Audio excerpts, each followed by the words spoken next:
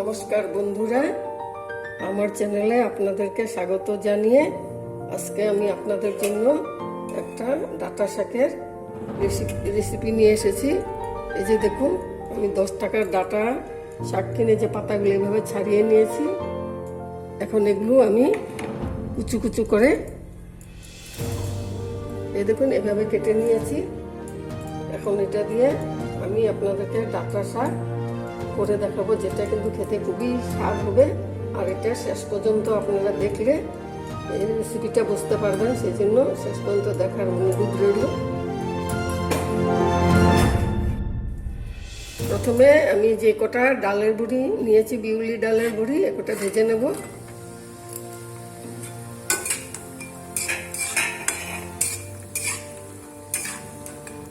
যে ভাজা হয়ে গেছে, এখন তুলে নেব।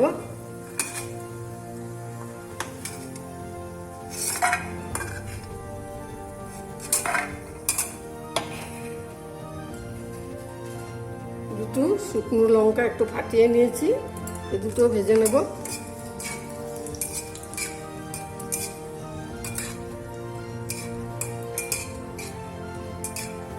লঙ্কা দুটো ভাজা হয়ে গেছে, তুলে নিলাম।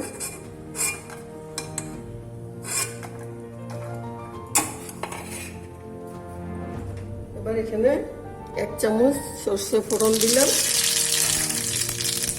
দিয়ে এই যে শাকগুলো দিয়ে কিছুক্ষণ ভেজে শাকটা একটু ভাজা ভাজা করে নিতে হবে। শাকটা পুরো দিয়ে দিলাম। এখন ভালো করে নেড়ে নেব। এখানে একবার আমি নুন হলুদ পরিমাণ মতো একটু দিয়ে দেবো। এখানে আমি ছোট 1 চামচ নুন দিয়ে দিলাম।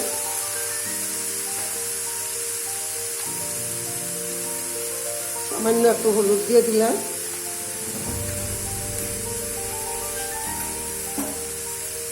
দুটো কাঁচা লঙ্কা কুচি নিয়েছি, এটাও দিয়ে দেব এবং ভালো করে নেড়ে নেব।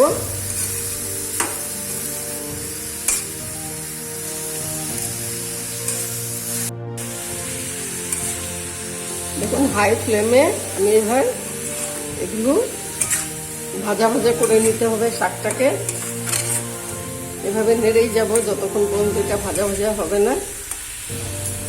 কিছুটা আদা এভাবে গ্রেট করে নিয়েছি, আদা কুচিটা দিয়ে দিলাম। দিয়ে আবার ভালো করে নেড়ে এগুলো মিশিয়ে নেব।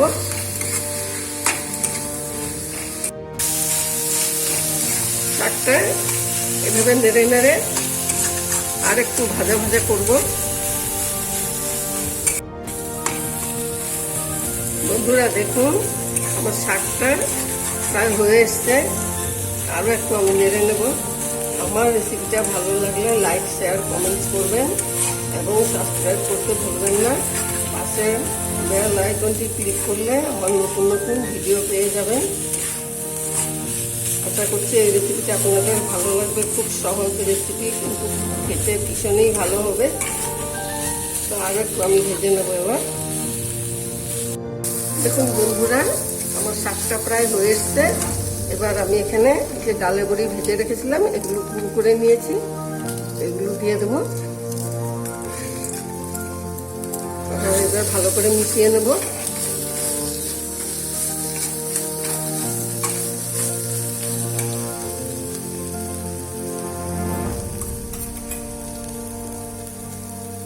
দেখুন, এখানে আমি 2 চামচ চালের গুঁড়ো নিয়েছি। এটা আমি জল দিয়ে একটু পাতলা করে ঘোল বানিয়ে এই শাকটাতে দিয়ে দেবো। দেখুন, ঘোল বানিয়ে নিয়েছি। এবার এই শাকটাকে অল্প অল্প করে মিশিয়ে নেব।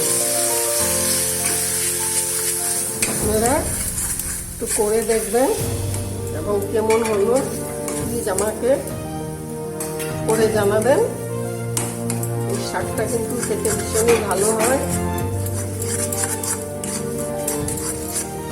করলে বুঝতে পারবেন। দেখুন বন্ধুরা, শাকটা আমার হয়ে গেছে।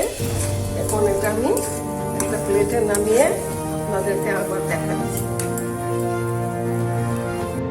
বন্ধুরা দেখুন আমার ডাঁটা শাকটা কি সুন্দর হয়েছে। এর সাথে যদি এই শুকনো লঙ্কা আর এই কাসুন্দি থাকে তবে এর স্বাদ আরো অনেক বেড়ে যায়। এমনিতেও কিন্তু বন্ধুরা আপনারা করে দেখবেন, এই শাকটা এত ভালো লাগবে যে নিমেষে ভাত আপনার শেষ হয়ে যাবে।